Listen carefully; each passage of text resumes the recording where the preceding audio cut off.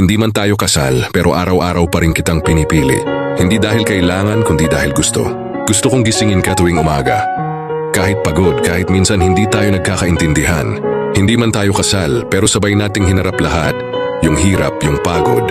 Yung mga gabing tahimik pero mabigat. Sabay tayong natutong maging matatag.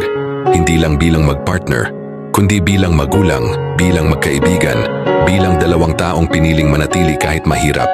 Wala tayong seremonya, wala tayong singsing, pero meron tayong mga alaala, mga tawanan sa gitna ng pagod, mga yakap sa gitna ng lungkot, mga planong kahit di sigurado, sabay pa rin nating tinatahak.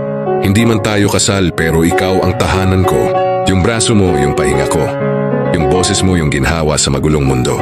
Ay alam mo mahal, hindi ko kailangan ng papeles para patunayan kung gaano kita kamahal. Kasi ramdam ko, sa bawat araw na magkasama tayo, doon pa lang, kasal na tayo sa puso ng isa't isa.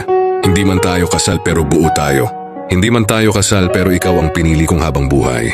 Hindi man tayo kasal, pero sa bawat araw na lumilipas, pinapatunayan nating mas matibay pa. Minsan ang relasyon na pinanday ng hirap, kesa sa relasyong ginastusan ng marangyang kasal.